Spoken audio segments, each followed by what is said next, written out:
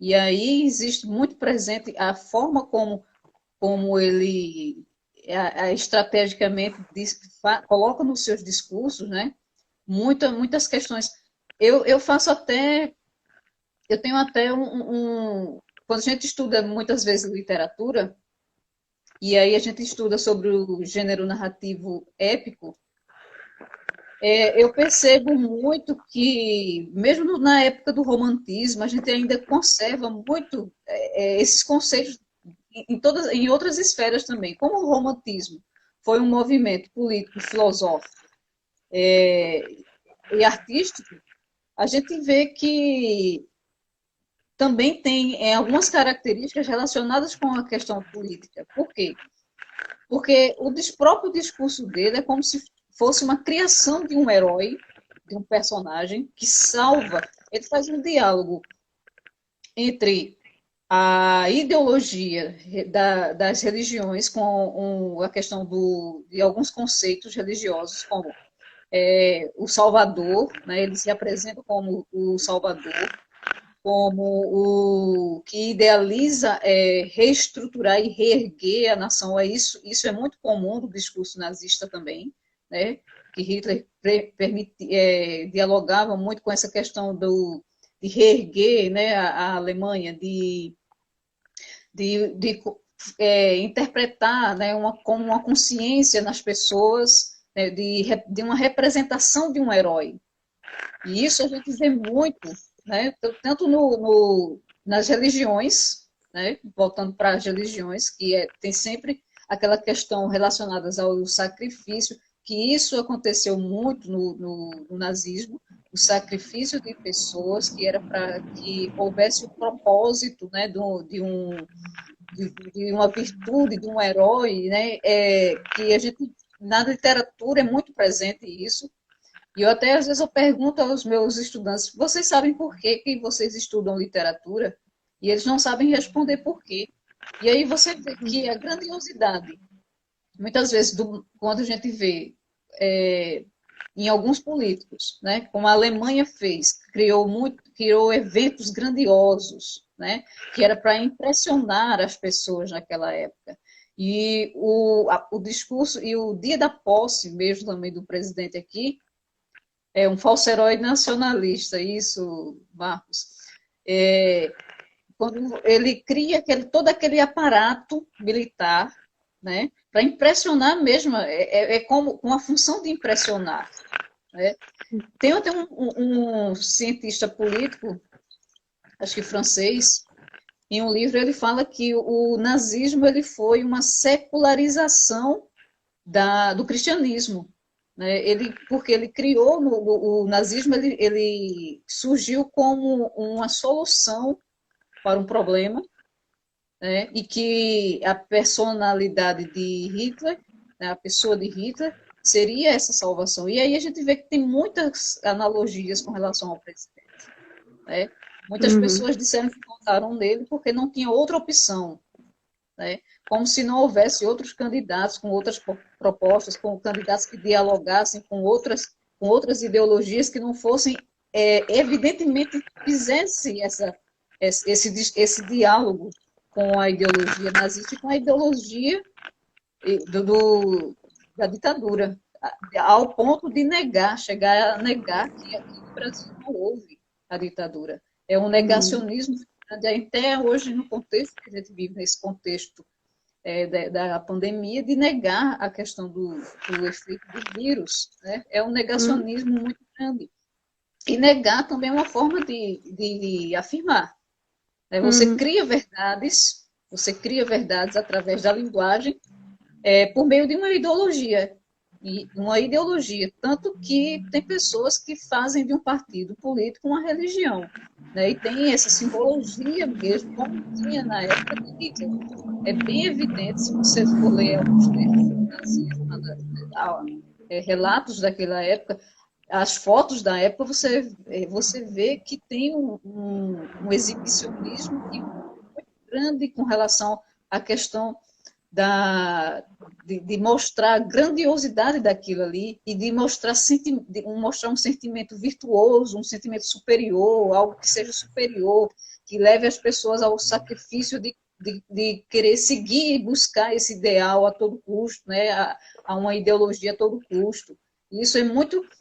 Quando mexe em religião, né, quando mexe em algo que é sagrado, né, para algumas religiões elas têm como símbolos algo que é sagrado, então mexe com as questões das crenças e valores, né, das pessoas. E quando mexe nessa questão de crenças e valores é muito perigoso, porque você, de certa forma, você está em um campo muito subjetivo, né? Onde muitas vezes o que é objetivo, né? O idealismo que tem aquilo ali, daquela ideologia, não é vista como algo, como um objeto de manipulação, mas como algo que é sagrado, como algo que é um ritual, que é um ritual, um sacramento, né? Que tem que ser preservado a todo custo para que se consiga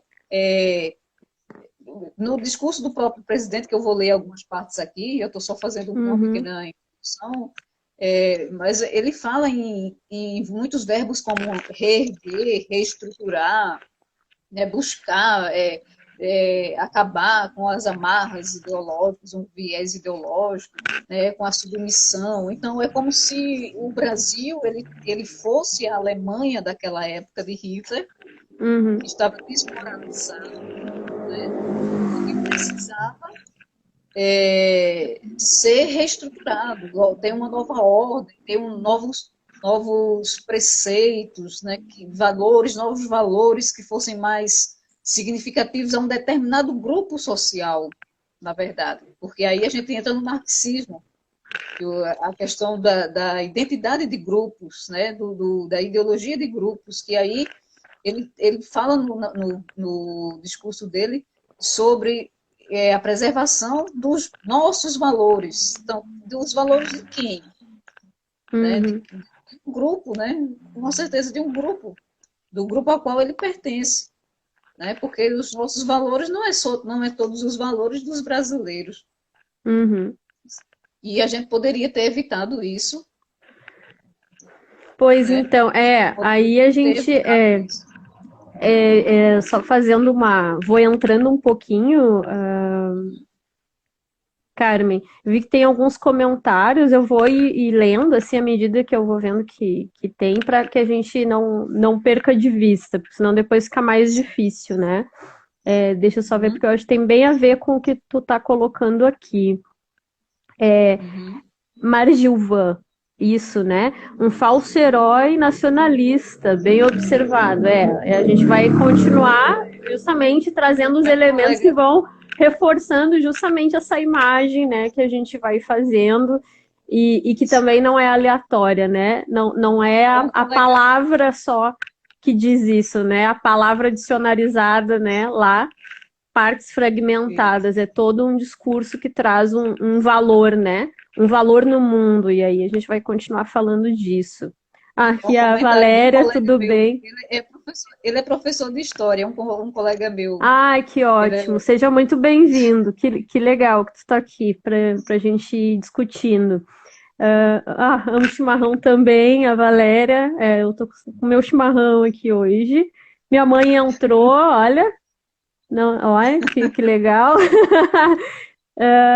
Porém, na maioria das vezes, manipulação mesmo, né? A gente vai falar sobre, e a respeito disso, de manipulação, que era esse comentário que eu queria trazer, Carmen, para dialogar assim, com essa abertura que a gente já comentou ontem. Eu acho que muitas vezes a gente vai acabar reforçando algumas coisas que a gente já trouxe, né? Porque isso é algo muito forte, né? A tu disse, poderia ser evitado, né? Esse momento, né? De a gente tá se vendo numa situação extremamente caótica, com um presidente que, enfim, manifesta toda uma conduta absurda, né? De uma série de preconceitos e de vozes ditatoriais, né, de uma força centrípeta, se a gente pensa em Bakhtin, né, as forças centrípetas ditatoriais de fechamento, de centralização do discurso, a gente vê isso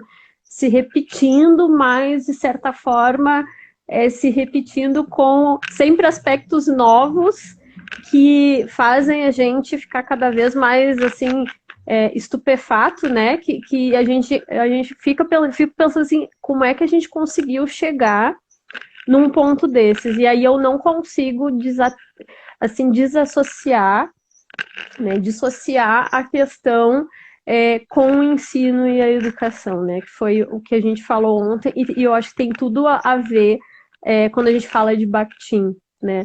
No sentido, eu me lembro que eu vi uma palestra, uma época, que está disponível, depois eu vou colocar nas referências, eu já tinha visto há um tempo atrás, e que dialoga com aspectos que a gente falou ontem, que ele vai falar justamente a importância de quem trabalha também com educação, e aí, eu diria assim, não é só o professor, né? O professor de língua portuguesa. Eu acho que a gente tem que parar com essas fronteiras, né? Todos trabalhamos com linguagem. E enquanto a gente não se dê conta, como povo, como sociedade, que é através da linguagem que a libertação é possível, de que um outro mundo é possível, com mais respeito, com respeito à diversidade, à dinâmica da vida, a gente vai apanhar muito ainda, sabe? E porque eu vejo assim, ó, estava falando, né, a nossa geração muitas vezes e a geração dos nossos pais, dos nossos avós, não raro a gente vivia num sistema educacional baseado lá na gramática normativa, né, naquele formalismo, e aí a gente pensa assim, são situações que não nos preparam para ler a vida, né? São aquelas propostas que não nos colocam numa posição de reflexão, né? E aí é que Bakhtin entra com a grande riqueza da filosofia, né? De pensar a linguagem nesse campo filosófico, né? Que as palavras não são, aí tudo aquilo, né? Que as palavras não são neutras, que existe um sentido que vai para além da palavra, mas eu preciso dela para que esse sentido aconteça, mas sem limitar, né? A língua em uso, né? E aí, trazendo, obviamente, essa chamada, tem uma hora o Faraco fala, depois eu coloco as referências, tá, gente? Ele vai falar algo do tipo assim, até anotei aqui, ele diz assim, ó, se na tua cabeça linguagem é gramática, o teu ensino vai ser gramática. Se você percebe a linguagem como uma realidade sociocultural, interacional, é outro tipo de ensino que você vai fazer, né? E eu acho que isso a gente consegue ver, isso é um resumo para todas as relações, né? Em relação à linguagem. Há profissionais de diversas áreas do conhecimento que trabalham com linguagem. Vou dar um exemplo, advogados, né? Todos nós trabalhamos com linguagem. Mas, às vezes, um olhar tão estrangeiro, parece, como se só professores de língua portuguesa trabalhassem com linguagem, né? Então, a gente aquele olhar, assim, matemática é linguagem. Geografia é linguagem. Parece que língua portuguesa só existe nas aulas de língua portuguesa, redação e literatura. E aí é um grande perigo, né? Porque aí vem aquelas propostas que não nos fazem justamente refletir, né? Aquelas propostas de redação que a gente fazia lá quando era criança, né? Com temas totalmente fora da nossa realidade, né? Que não nos fazia refletir muitas vezes sobre o que estava acontecendo. E a consequência é justamente isso. É a gente, por exemplo, eleger um presidente, né? Colocar no poder um presidente que veicula uma série de discursos que, se a gente não domina, se a gente não está atento para o que a linguagem, né, para o poder da linguagem, a gente está perdido,